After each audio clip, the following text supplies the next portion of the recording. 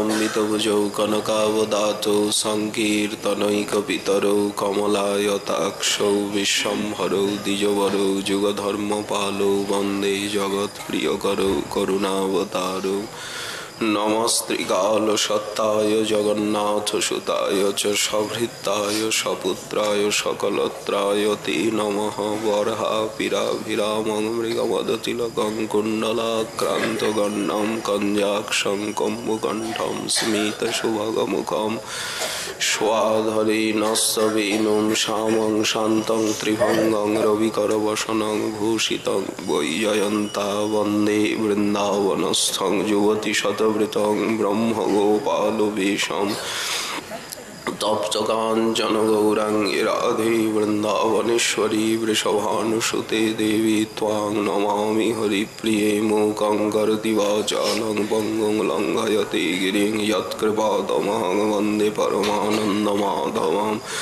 वाञ्छाकल्पतरुभ्यश्च कृपा सिन्धुभ्यैव च पतितानां पावनेभ्यो वैष्णवेभ्यो नमो नमः।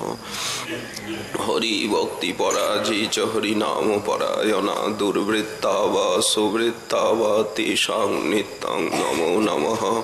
नमो धर्माय महते नमः कृष्णाय वेधसे ब्राह्मणेभ्यो नमस्कृत्य धर्मान् वक्षे सनातनान् नारायणं नमस्कृत्य नरं चैव नरोत्तमं देवीं सरस्वतीं वैशं ततो जयमुदीरयेत्। जय रूप सनातन भट्ट रघुनाथ श्रीजीव गोपाल भट्ट दास रघुनाथ এই ছয় গোসাইয়ের করি চরণ বন্দন যাহা হইতে বিঘ্ন নাশ অভীষ্ট পুরন দুর্গমে পথিমেন্ধস্য স্খলৎপাদগতির ও সাধু বলে অনুক্ষণ যুগল ভজয়ে যারা প্রেমানন্দে ভাসে তারা তাদের নিছনি ত্রিভুবন কলিযুগ পাবনাবতার প্রেম পুরুষোত্তম স্বয়ং ভগবান পরতত্ত্ব সীমা সভজন বিভজন প্রয়োজনাবতার রাধা ভাবদ্যুতি সুবলিত তনু কলিযুগের জীবের একমাত্র গতি সর্বাবতারী শ্রী শ্রী নদিয়া বিহারী গৌর হরির পরম অন্তরঙ্গ প্রিয় পার্ষদবর্য বিশ্ব বৈষ্ণব বরেণ্য চূড়ামণি রূপানুগ প্রবর বিশ্ব বৈষ্ণব বিবন্দিত পদার বৃন্দ যুগল পরম প্রপূজ্য চরণ প্রাতঃস্মরণীয় শ্রীল নরোত্তম দাস ঠাকুর মহাশয় তার শ্রী শ্রী প্রেম ভক্তি চন্দ্রিকা নামক মহাগ্রন্থে 30 সংখ্যক ত্রিপদীতে শ্রী শ্রী রাধা মাধবের যারা ভজন করেন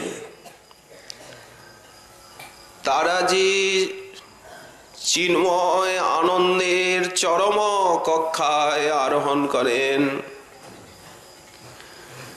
নিখিল ভগবত রাজ্যের যে আনন্দ সাম্রাজ্য তারা তার এক চিটিকা অধিকারী হন। অনন্ত কোটি ব্রহ্মাণ্ড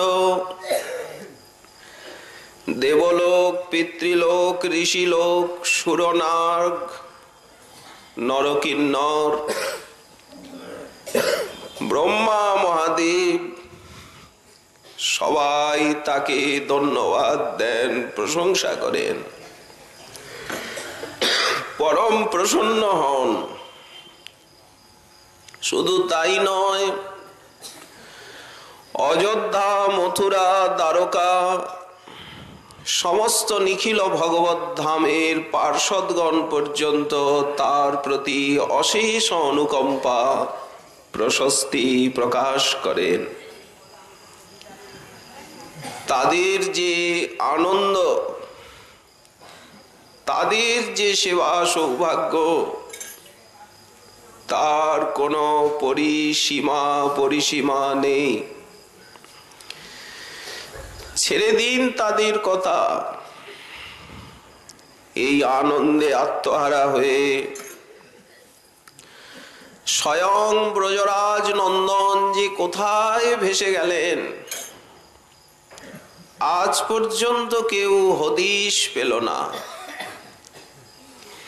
এই আনন্দের আস্বাদনে সেই সর্বারাধ্য মহেশ্বরেশ্বরেশ্বর সর্বেশ্বরেশ্বরেশ্বর শ্রী শচীনন্দন সন্ন্যাসী শিরোমণি গম্ভীরা বিভূষণ, তিনি আস্বাদনের আতিশয্যে কুর্মাকৃতি ভাব প্রকাশ করলেন।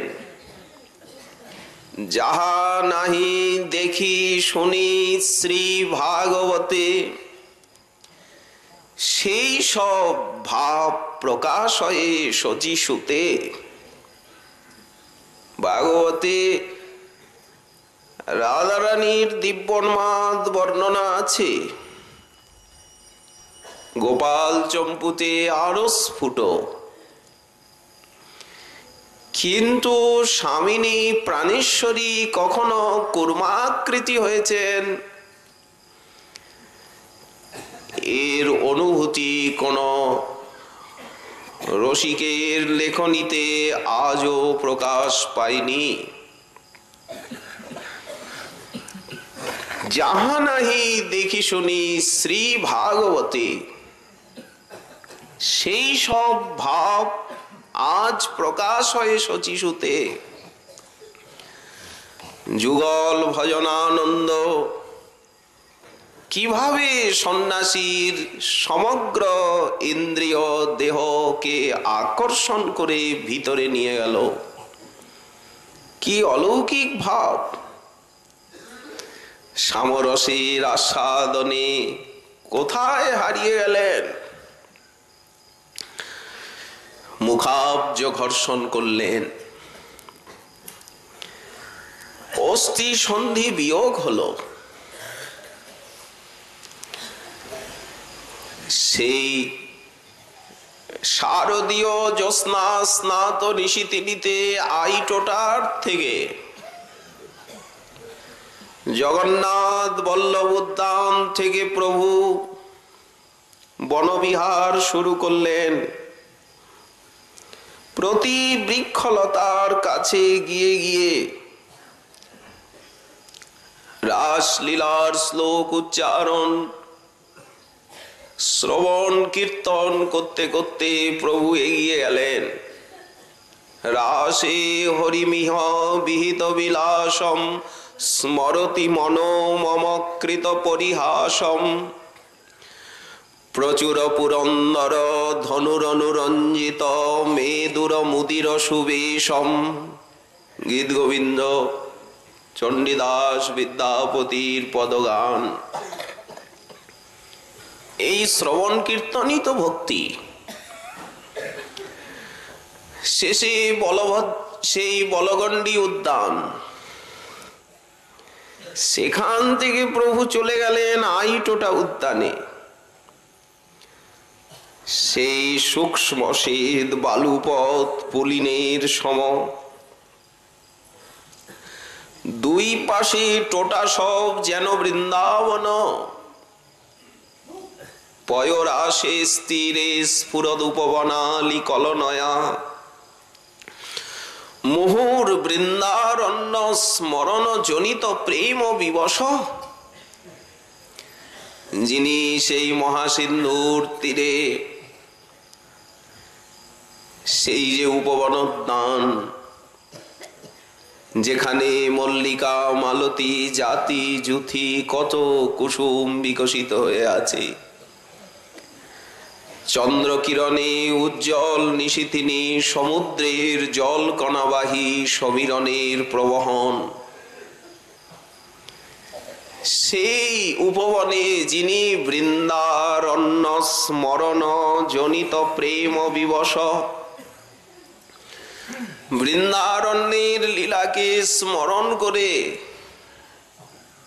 আর তদর্থ প্রেমে যিনি বিবশ হয়ে মূর্ছিত হয়ে যেতেন ক্ষণে ক্ষণে।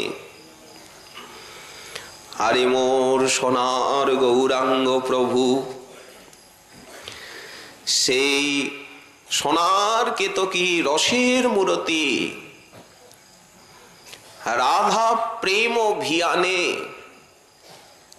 যিনি আজ পরিপক্ক প্রেম বিভাবিত, সেই রাধা কনক সুবলিত তনু নীল রতন নন্দলাল আজ রসরাজ মহাভাব হয়ে একাধার প্রকট নদিয়ায় সচির দুলাল। আর কি কোনো কথা ভালো লাগে? ওগো কহ না গৌর কথা, গৌর নাম অমিয়া ধাম প্রীতি মূরতি দাতা।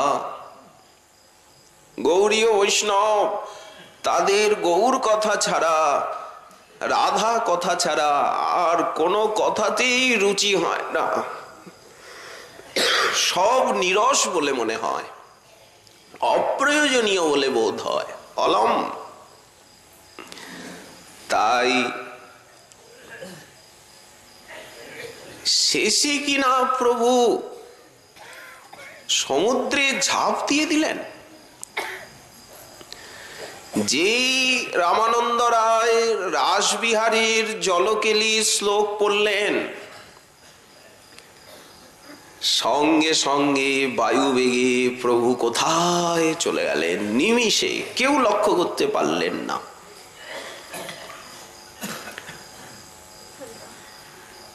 সারা রাত খুঁজলেন, চারদিকে গেলেন সকলে,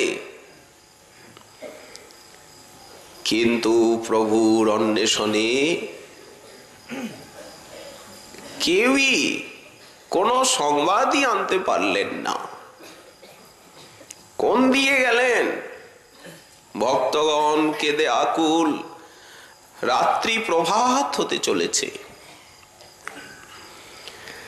সমুদ্রের সেই গর্জন কানে ভেসে আসে, আর সেই শো শো শব্দে নিশুতি রাত্রির সমীরণ প্রবাহিত হচ্ছে।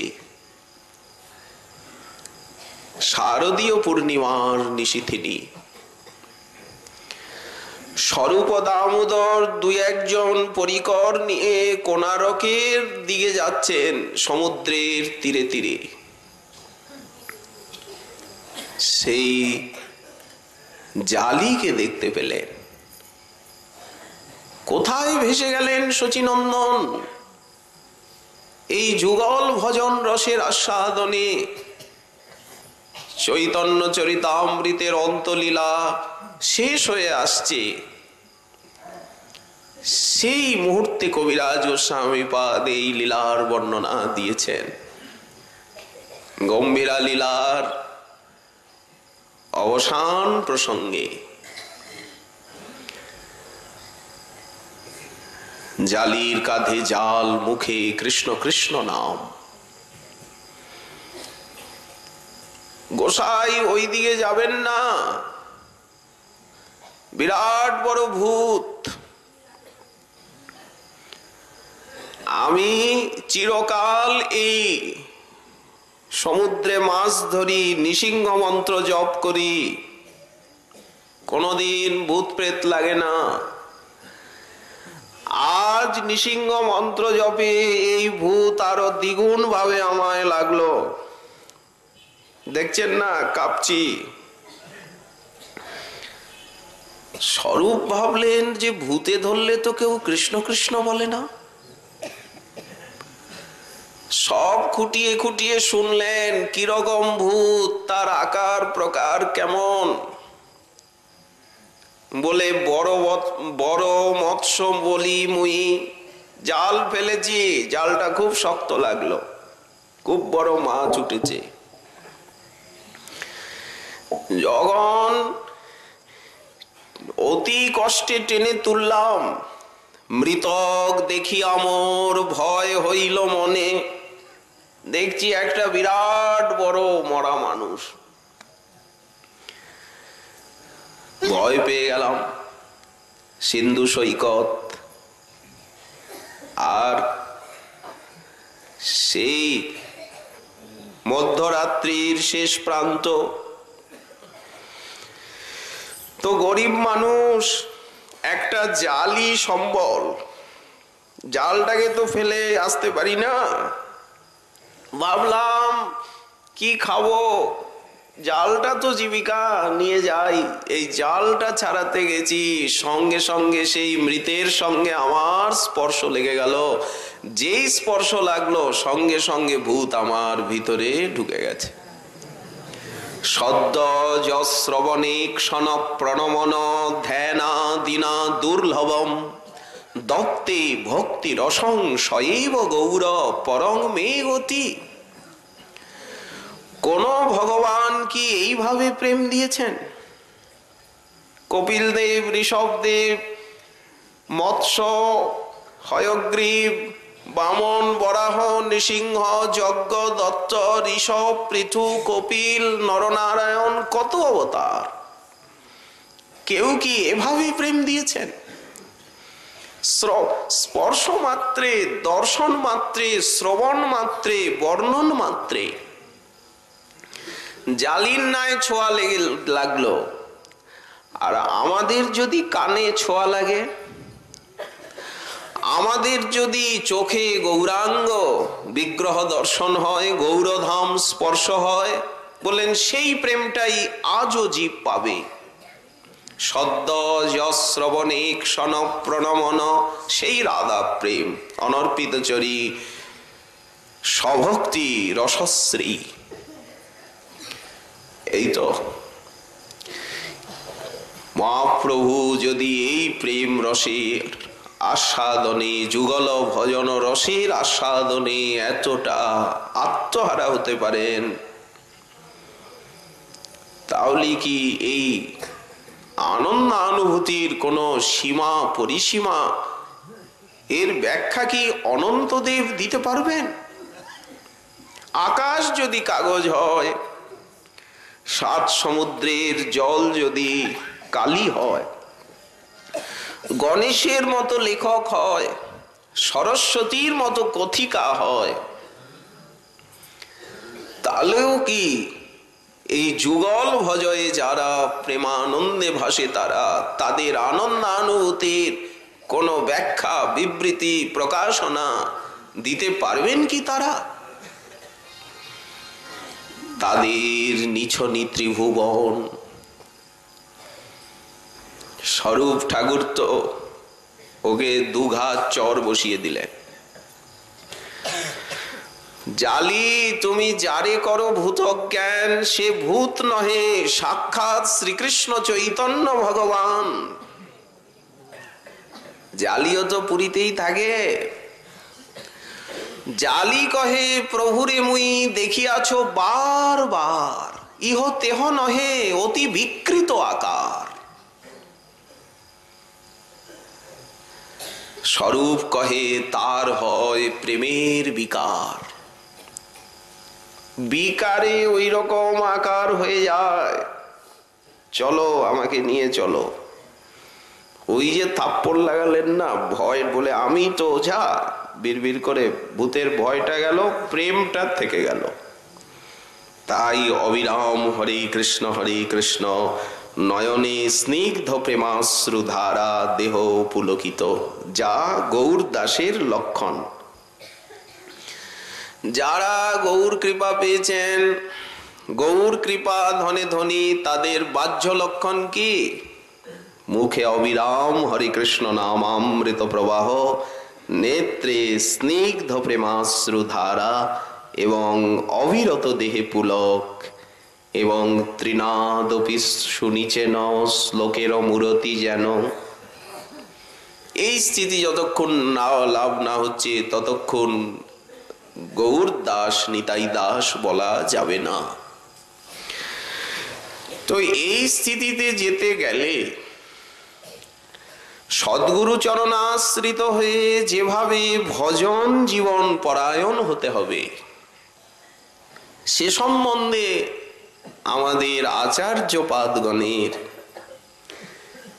যে উপদেশামৃত, আমরা তারই কিছু পর্যালোচনা করে আসছিলাম আত্মশোধনের উদ্দেশ্যে।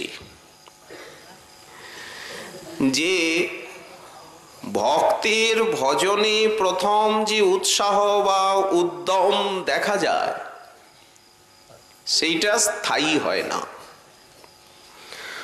অনেকেই বলেন যে যখন দীক্ষা নিতে এসেছিলাম, ভজন সাধন আরম্ভ করেছিলাম, ধামে এসেছিলাম, কি অনুরাগ, কি আরতি, কি উৎকণ্ঠা, কি ব্যাকুলতা, অজানার আনন্দ, অচেনার আনন্দ। কিন্তু দিনে দিনে সেই ভাবটা খুইয়ে যাচ্ছে, খুঁজে পাওয়া যাচ্ছে না। এখন শুকনো কাঠ হয়ে গেলাম, শুষ্কং কাষ্ঠম, শুকনো ঘুটের মতো জীবন হয়ে গেল, রসকস নাই। আর সেই বিশ্বাস, ভক্তি, শ্রদ্ধা খুঁজে পাই না। কেন এমন হয়?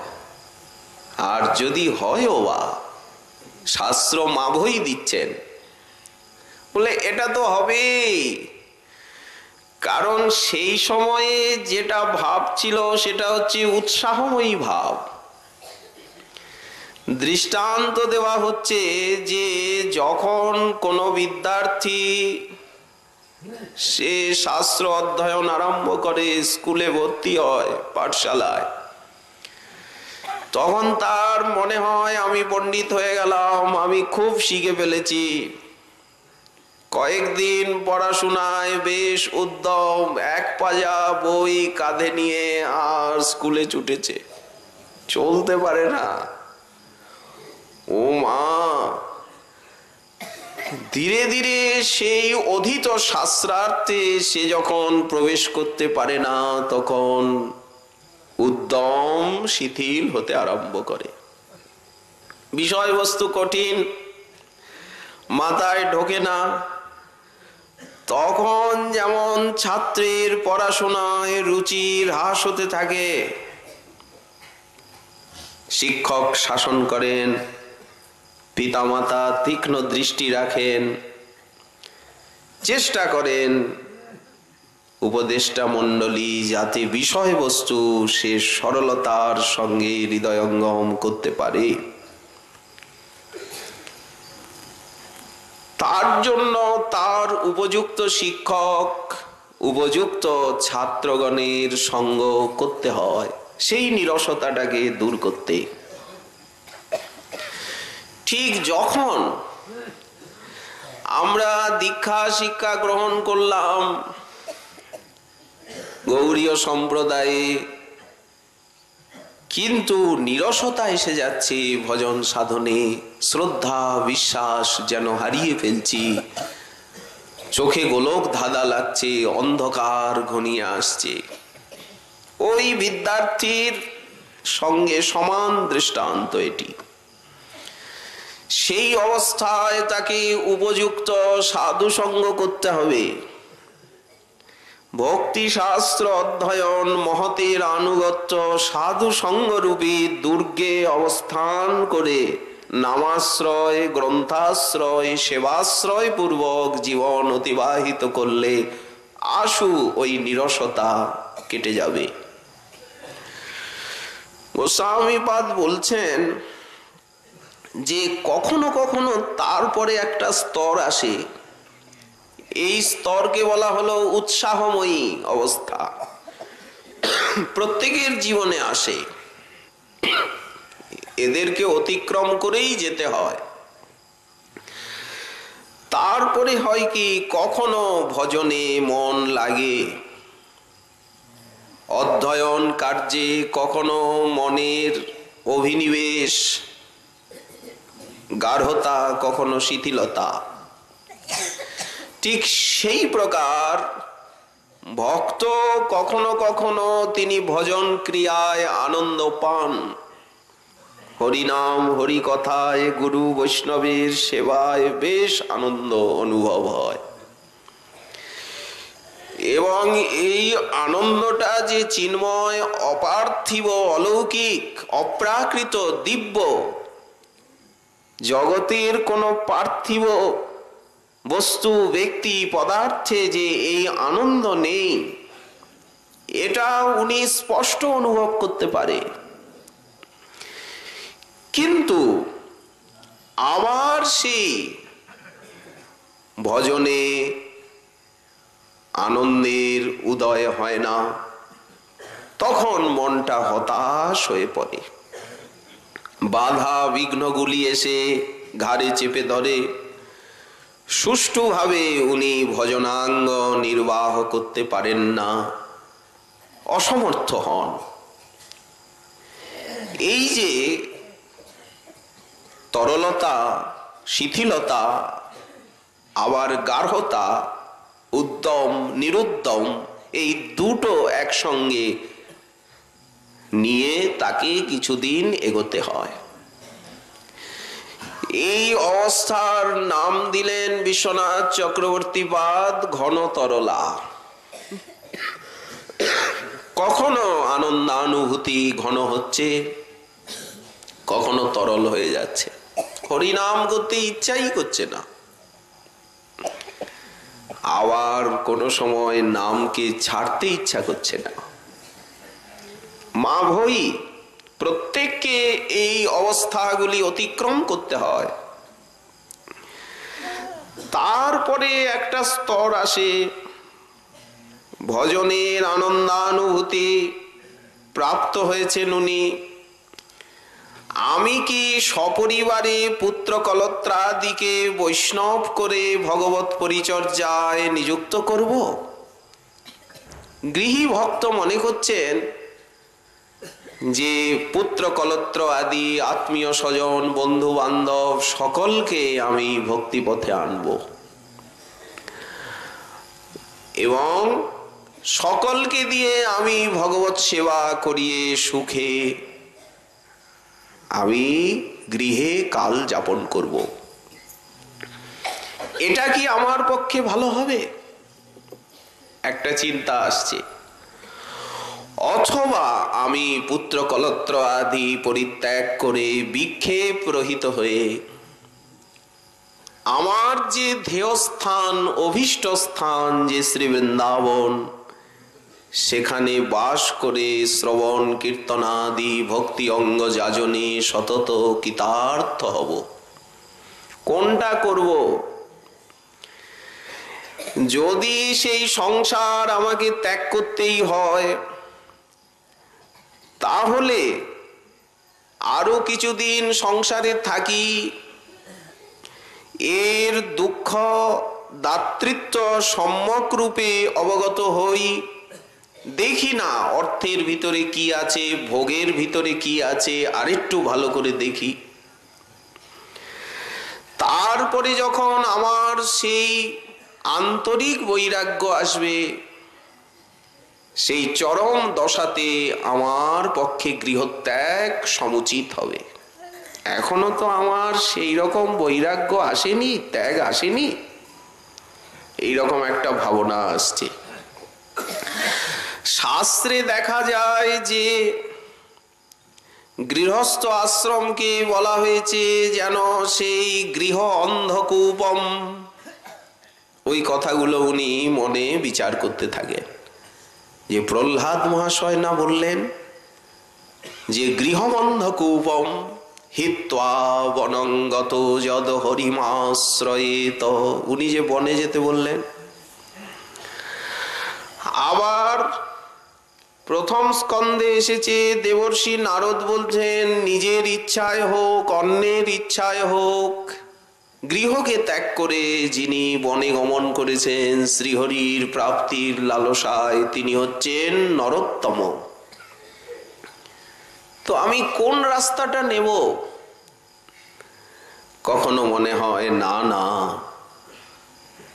আমার মাতা পিতা উভয়ে বৃদ্ধ।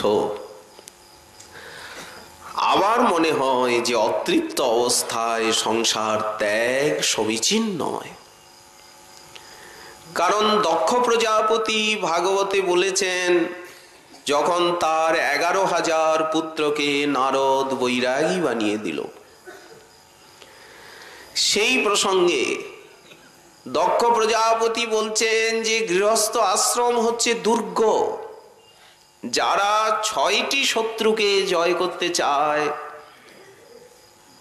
যেমন দুর্গের প্রয়োজন হয় রাজরাজাদের, ঠিক গৃহস্থ আশ্রম যোগ ভোগ দুটি একসঙ্গে এইভাবে শত্রু জয়ে সহায়তা করে। আমি কোন রাস্তায় যাব? কখনো মনে হচ্ছে না, আমার পক্ষে ত্যাগটাই ঠিক হবে। আমি বনে প্রবেশ করে অষ্টপ্রহর শ্রীকৃষ্ণ ভজনে কাল যাপন করব। আবার মনে হচ্ছে না না, শাস্ত্র বলেছে যে ভক্তি পথে তো জ্ঞান বৈরাগ্য শ্রেয়স্কর হয় না। বৈরাগ্য চিত্তকে শুষ্ক করে দেয়, ভক্তি কমলা। এই রকম। আচ্ছা, আবার মনে হয় ভিক্ষুগীতির ভিক্ষুক সব ছেড়ে বৈরাগ্য নিল। ভগবান উদ্ধবকে স্বয়ং সেই ভিক্ষুগীতি শোনাচ্ছেন একাদশ স্কন্ধে। এই সব চিন্তা ভাবনা চলতে থাকে মনের ভিতরে। এখন আমি কি করব? গৃহকে যে কারাগার বলা হয়েছে, তাবৎ রাগাদয়স্তেনা তাবৎ কারা গৃহং গৃহম তাবন মোহ অঙ্ঘ্রিনিগর যাবৎ কৃষ্ণ নতে জনা। ওই যে ব্রহ্মা বললেন যে ততদিন পর্যন্ত অন্তরের রাগাদি তস্কর, এরা সর্বস্ব চুরি করে, গৃহটা ততদিন কারাগার। মোহ পায়ের বেরি, হে কৃষ্ণ, যতদিন জীব তোমার চরণে কায় মনোবাক্যে শরণ না নেয়। সমাশ্রিতা যে পদপল্লবং প্লবম মহৎ পদং পূর্ণ যশৌ মুরারে ভবাম বুধির বৎস পদং পরং পদং পদং পদং যদ বিপদাম নতেষাম। সেই ভগবানের চরণ কমলকে কায় মনোবাক্যে আশ্রয় যারা করেছেন, তারাই সেই পরং পদম পদম পরং পদ তাদের স্থান হয়ে থাকে। তেষাং কদাপি বিপদ নাস্তি বিপদাং ন তেষাম। তো আমি কি করব? কখনো মনে হয় আমি কি এখন কীর্তনকে অবলম্বন করব, কায় মনোবাক্যে হরিনামকে আশ্রয় করব। কখনো মনে হয় না না, আমার তো অনেক কিছু জানার বোঝার প্রয়োজন আছে। তাহলে কি এখন হরি কথা ভালো করে শ্রবণ করব, না অর্চন করব, না কি করব? হ্যাঁ, এক অঙ্গ সাধে কেহ সাধে বহু অঙ্গ, নিষ্ঠা হইলে উপজয় প্রেমের তরঙ্গ। অম্বরীশ আদি তারা অনেকাঙ্গা ভক্তি যাজন করেছেন। এখন আমি কি করব? যেমন আকাশ, বর্ষার আকাশ ক্ষণে ক্ষণে বদলায়। এই সূর্য দেখা যাচ্ছে এই মেঘে এসে, যারা শৈল শহরে গেছেন তারা জানেন যে দিনের ভিতরে প্রকৃতি কতবার বদলায়। ঠিক সেই প্রকার মনের অবস্থা ক্ষণে ক্ষণে বদলাচ্ছে। একটা স্থৈর্য উনি লাভ করতে পাচ্ছেন না। আমি কি গৃহে থেকে ভজন করব? কিন্তু স্ত্রী পুত্রকে তো ভক্ত বানাতে পারলাম না, তারা তো আমার কথা কেউ শোনে না। আরো কিছুদিন থাকি, দেখি অর্থের ভিতরে কি আছে, ভোগের ভিতরে কি আছে। এখনো তো আমি কায় মনোবাক্যে বিতৃষ্ণা আসেনি আমার। চেষ্টা করছেন, কিন্তু সংসারে ঘাত প্রতিঘাত আসছে। সমুদ্রে যেমন অবিরত তরঙ্গ, সংসারে তেমনি অবিরত ঘাত প্রতিঘাত।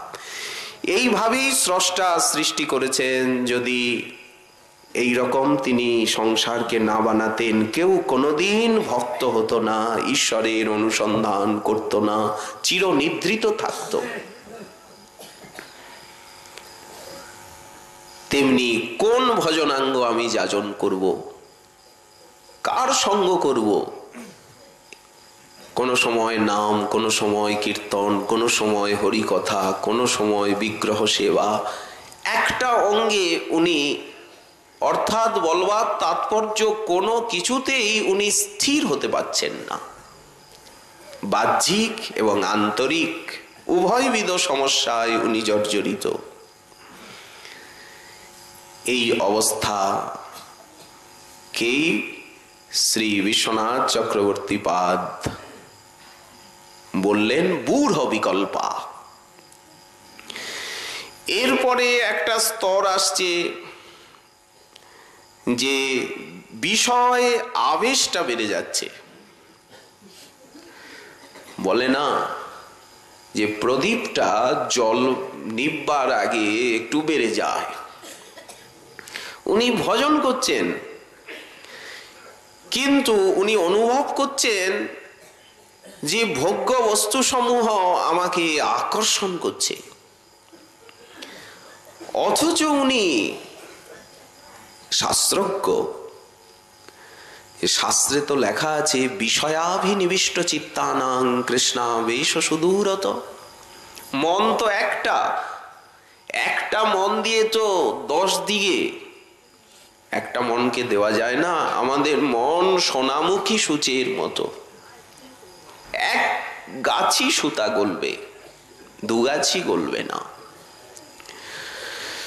তো যাদের মন বিষয়ে আবিষ্ট ভেজা, তাদের তো ভগবানে আবেশ আসবে না। তো আমার ভজন আসক্তি শিথিল করে দিচ্ছে, ভোগ্য বস্তু বলপূর্বক আমাকে আকর্ষণ করছে। এখন আমি কি করব? বিষয় ত্যাগেরও তো আমার অধিকার আসেনি। তো আবাতি কাঁঠাল, ওকে পেরে তো কিলিয়ে পাকা যাবে না, পাকালেও তো স্বাদ হবে না। একটা চিন্তাধারা আসছে। শাস্ত্র এও বলেছেন যে নিন্দা করতে করতে বিষয় ভোগ করো, আকৃষ্ট হইও না। অর্থ থাক, অর্থ তোমার পায়ের তলায় থাক, অর্থ যেন তোমাকে পায়ের তলায় না করে। থাক, আত্মীয় স্বজন পরিজন থাক, তুমি তাদের হাতের মুঠোয় যেও না, তারা তোমার হাতের মুঠোয় থাক। নৌকা জলে থাক, আপত্তি নেই, নৌকা জলেই থাকে, জলের জন্যই। কিন্তু নৌকার ভিতরে যেন জল না যায়, তাহলে কিন্তু ডোবাবে। উনি মনে মনে ভাবছেন, আমার তো এই সমস্ত শাস্ত্র বচন আমার জীবনে রূপায়িত হচ্ছে না। আমি তো অভিভূত হয়ে যাচ্ছি। আমার মাথার উপরে বহু লোক নাচছে, আমি তাদের হাতের মুঠোয়। স্বতন্ত্রতা যে ঈশ্বরের দেওয়া পুরস্কার, সেটা আমি হারিয়ে ফেলছি। সত্যিই তো সংসারে আমরা থাকি বটে, কিন্তু কজন স্বতন্ত্রতার ব্যবহার করতে পারেন? প্রায়ই পরাধীন। অপরের মুখের দিকে তাকিয়ে থাকতে হয়, তারা কি বলবে। একটা কথা বললে 10 বার বিচার করতে হয়। আহা, কর্তা দুঃখ পেলেন না তো, আমি তো বলে ফেললাম। সঙ্গে সঙ্গে কর্তা ভাবেন যে গিন্নির মনে ব্যথা লাগলো না তো, ওগো তুমি কিছু মনে করনি তো, বৌমা তুমি কষ্ট পেলে না তো। তাহলে স্বতন্ত্রতাটা কোথায় চলে যায় আমাদের, যেটা ঈশ্বরের দেওয়া পুরস্কার? তো উনি মনে মনে ভাবছেন যে আমার বিষয় আবেশটা বাড়ছে কেন? আমি ভজন সাধন করছি, আমার তো কমবে। সত্যিই তো এইখানেই তো পরীক্ষা। এই যে বিষয়াভিনিবেশের সঙ্গে একটা যুদ্ধ চলে, এই অবস্থাকে বলা হয়েছে বিষয় সঙ্গরা। এই সবগুলো অনর্থ। তারপরে এই অবস্থায় সাধক সংকল্প করে যে আজ আমি এই পরিমাণে হরিনাম গ্রহণ করব, এত সময় ভগবানের ভজন করব, গ্রন্থ অনুশীলন করব, নিষ্ঠার সঙ্গে বিগ্রহ সেবা করব, গুরু বৈষ্ণবের সেবা করব, যে বাক্যের সঙ্গে ভগবানের সম্বন্ধ নেই এই রকম বাক্য উচ্চারণ করব না, গ্রাম্য বার্তা আলোচনা করব না, যারা ভক্তি বিমুখ বিষয়ী তাদের থেকে আমি দূরে থাকব, তাদের সঙ্গে সম্পর্ক ত্যাগ করব, এই রকম উনি রোজ নিয়ম করে। ও মা, কিন্তু প্রতিদিন নিয়ম পালনে অক্ষম হয়ে যায়। নিয়ম করছে, দৃঢ় প্রতিজ্ঞ হচ্ছে, দুঃখ করছে, আহা আমি এই অন্যায়টা করে ফেললাম, এটা তো উচিত হয়নি। বিবেক রূপী সর্প তাকে দংশন করছে, অথচ সে কোনোই নিয়ম পালন করতে সক্ষম হচ্ছে না। এই যে স্তর, নাম সংখ্যা সে পূর্ণ করতে পারছে না, ঠিক মতো নিদ্রা ত্যাগ করতে পারছে না, ব্রাহ্ম মুহূর্তে উঠতে পারছে না, কোন নিয়মই সে পালন করতে পারছে না। বলে এগুলি তো হবেই। ধোঁয়া হচ্ছে ভিজে কাঠ, এখন ধোঁয়া হচ্ছে, আগুন জ্বলেনি, এখনো ভিতরে গেছে, শোকাচ্ছে। এই স্তরটিকে বিশ্বনাথ চক্রবর্তী পাদ বললেন নিয়মক্ষমা, নিয়মে অক্ষম, নিয়ম পালনে সে। তারপরে একটা স্তর আসছে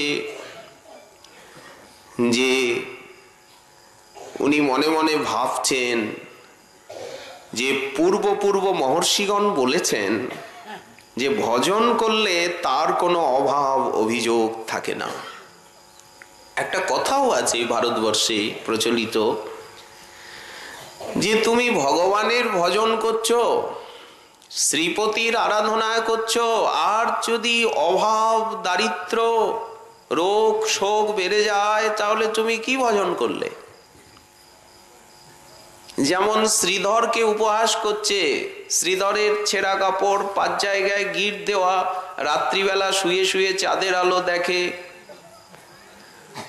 তো নবদ্বীপবাসী ধনীমানি গুণী তারা শ্রীধরের উপহাস করে। ব্যাসাবতার কি লিখলেন? ধন নাই জন নাই নাহিক পাণ্ডিত্য, কে চিনিবে চৈতন্যের এই সব ভৃত্য। ভক্তকে কি ধন দিয়ে চেনা যায়? ভক্ত কি ধনের দ্বারা চিহ্নিত হবেন যে উনি ধনী বলে ভক্ত? তার পা চাটতে হবে। ভাগবতে আছে কস্মাৎ ভজন্তি কবয় ধন দুর্মদান্ধান চির্নানি পথি কিং ন সন্তি দৃশন্তি ভিক্ষাং নৈবাং রিপা পরভৃত সরিতপ্প সুস্বন রুদ্ধা গুহা কিম অজিত নৌবতী উপসন্নান কস্মাৎ ভজন্তি কবয় ধন দুর্মদান্ধান। আচ্ছা, আভিজাত্য দিয়ে কি ভক্ত চেনা যায়? ওনার এত আত্মীয় কুটুম, এত লোকজন, তাই বলে উনি ভক্ত? বলেন এগুলি কি ভক্তির পরিমাপক? ভক্তির পরিমাপক ভক্তি, ভক্তির চিহ্ন ভক্তি, ভক্তির প্রাপ্তি ভক্তি, ভক্তির লক্ষ্য ভক্তি। ভক্তা সঞ্জা তয়া ভক্তা বিভ্রত উৎপুলকাং তনুম। কিন্তু এত গভীরে যাওয়ার লোকের সংখ্যা তো খুব বিরল জগতে। তো সাধারণ আমরা মনে করি যে উনি ভজন করছেন, ই করছেন, ওনার এত কষ্ট, এত রোগ, এত ব্যাধি, খেতে পান না, এত দুঃখ, এত কষ্ট। আমরা বলি কি না, পাণ্ডবের জীবনে এত কষ্ট এসেছে, সেই সময়ে অবশ্য কষ্ট হয়েছে, দুঃখ হয়েছে, ভেঙে পড়তে হয়েছে, কিন্তু যখন সব দুঃখের শেষ, আজ তারা ভারতের শ্রেষ্ঠতম চন্দ্রবংশের সিংহাসনের অধীশ্বর। সেই ক্ষণে কি বললেন ভীষ্ম পিতামহ, যখন তার নির্যানে পঞ্চপাণ্ডব উপস্থিত দ্বারকানাথের সঙ্গে, সর্বং বিধিকৃতং মন্যে যদ অভূত অপ্রিয়ম, উনি বলছেন এই যে যাকে তোমরা মাতুলেও বলে মনে করো, যাকে সারথি করেছো, সচিব করেছো, দূত করেছো, এই দেখো তার আশ্রিত ব্যক্তির উপরে কিরকম অনুকম্পা। আমি শুয়ে শুয়ে ওনার কথাই চিন্তা করছিলাম। লোকে বলে উত্তরায়ণ, উত্তরায়ণের প্রতীক্ষা, আমার তো প্রতীক্ষা এর চরণ দর্শনের। ধর্মরাজ, তুমি সাক্ষাৎ ধর্মমূর্তি, বিপ্র, ধর্ম, সত্য, ন্যায়, নীতি তোমার পক্ষে। যেখানে অর্জুনের মতো গান্ডীবধারী, ভীমের মতো গদাধারী, তোমার মতো ধর্মবীর, তাদের জীবনে কেন এত দুঃখ এলো? কেন এত অপমান? কেন এত নির্যাতন? পঞ্চপাণ্ডবকে ভিক্ষা করতে হয়েছে। লাক্ষাগৃহ দাহনের পর সেই এক চক্রায় অবস্থানের কালে, বকাসুর বধের সময় ভিক্ষান্নজীবী হয়েছেন তারা, বনের ফলমূল খেতে হয়েছে। 14 বৎসর বনবাসে, 13 বছর, 1 বছর সেই বিরাট গৃহে দাসত্ব করতে হয়েছে। এমনকি বিরাট রাজ একদিন যুধিষ্ঠিরকে মেরেই দিলেন পাশক দিয়ে, রক্তপাত হয়ে গেল। তো এতটা সাম্রাজ্ঞী দ্রৌপদী, কৃষ্ণের সখী যাজ্ঞসেনী, অজনী সম্ভবা, তাকে কিনা বিরাট ঘরণীর দাসী হতে হয়েছে। ভীষ্মদেব সেই সমস্ত কথা চিন্তা করছেন যে কেন এরকম হলো। উনি কুল কিনারা পেলেন না। উনি বললেন এই সব কিছু এর ইচ্ছা। এই যাকে তোমরা সচিব, সারথি, দূত করেছো, এরই ইচ্ছা। এর ইচ্ছার রহস্য মুনি, ঋষি, আমরা কেউই বুঝতে পারি না। তাহলে ভক্ত মহানুভব, ভক্তির চিহ্ন, ভক্তির পরিচায়ক কখনোই জগতের অভ্যুদয় হতে পারে না। ধন, জন, সম্মান, পদ, এগুলির দ্বারা ভক্তি কখনোই প্রমাণিত হতে পারে না। এটি পঞ্চপাণ্ডবী, প্রহ্লাদ, ধ্রুবই প্রতিপাদন করেছে। তথাপি ভক্তের মনে একটা ধারণা আসে যে আপাতত লাভ, পূজা, প্রতিষ্ঠা আদি উপশাখার দিকে মনটা চলে যায়। আমরা যখন দেখি যে অধিকারী মহাপুরুষগণকে সকলে সম্মান করেন, তাদের চরণে ঋদ্ধি সিদ্ধি লুণ্ঠিত হয়, লক্ষ লক্ষ জনতা তাদের জয়গান করে, সমস্ত বৈভব তাদের পায়ের ধুলির মতো, এইগুলো দেখে আপাতত ভাবে সাধারণ নবাগত সাধক এইগুলিকেই চায়। তখন এই লাভ, পূজা, প্রতিষ্ঠাকেই তারা কামনা করে যে আমারও এইরকম হোক। ফলত অন্তরে একটা আপাতত বিষয় লালসা, উপশাখা, লাভ, পূজা, প্রতিষ্ঠার দিকে মনটা চলে যায়। মা ভই, শাস্ত্র বলছেন এইরকম তো হবেই। আমরা সাধারণ মানুষ, আমরা ধন চাইব না, জন চাইব না, সম্মান চাইব না। জগতে কে না চায় এইগুলিকে ছাড়া আমরা বাঁচতে পারি না। এর বাইরে যে কিছু আছে এ আমরা জানিও না, ধারণাও হয় না। তো এই যে কনিষ্ঠাধিকারে যখন লাভ পূজা প্রতিষ্ঠার তরঙ্গে চিত্ত তরঙ্গিত হতে থাকে, এই অবস্থাকে বিশ্বনাথ চক্রবর্তীপাদ বললেন তরঙ্গরঙ্গিনী। তো এই সমস্ত অনর্থ দেখে এরা হচ্ছে সমুদ্রের তরঙ্গের মতো, ভয় পাওয়ার কোনো প্রয়োজন নেই। প্রত্যেকের অন্তরে অল্প বিস্তর এই সমস্ত অনর্থ এসে প্রভাব বিস্তার করে যতক্ষণ পর্যন্ত উনি রুচি আসক্তি স্তরে না যাচ্ছেন। কারণ রুচি আসক্তি স্তরে না গেলে তাকে সাধক বলে আখ্যা দেওয়া হবে না। এগুলি ভজনের পূর্বাঙ্গ। পরম ধর্ম যে ভগবানের রুচি, এগুলি তার পূর্বাবস্থা, প্রাথমিক অবস্থা। এই স্তরের সাধককে কনিষ্ঠাধিকারী বলা হবে। যতক্ষণ উনি আসক্তির অতি স্তরে না যাচ্ছেন ততক্ষণ পর্যন্ত তিনি কনিষ্ঠাধিকারী। এইগুলি কনিষ্ঠাধিকারীর ইতিবৃত্ত, তারই মানসিক ভূমির অবস্থাগুলো বিশ্বনাথ চক্রবর্তীপাদ মাধুর্য কাদম্বিনীতে বর্ণন করেছেন। আরো কতগুলি আছে, লয়, কষায়, বিক্ষেপ, রসাস্বাদ আদি।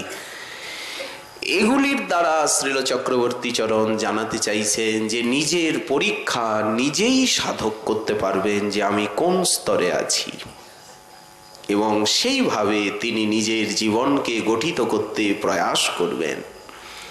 ধীরে ধীরে তিনি যুগল ভজনানন্দ লাভ করবেন ক্রমশ সাধনায়। তাই যুগল ভজয়ে যারা প্রেমানন্দে ভাসে তারা, তাদের নিছনি ত্রিভুবন। কত সাধনায় এই ভজনানন্দ যুগল চরণে প্রেমানন্দ লাভ হয়, তারই আরোহ পন্থা আমরা দেখাচ্ছিলাম যে কিভাবে এগিয়ে যেতে হয়। শ্রী শ্রীমন মহাপ্রভুর কৃপা হলে আগামীকাল আবার রইল এ বিষয়ে আস্বাদনের আকাঙ্ক্ষা। আজকে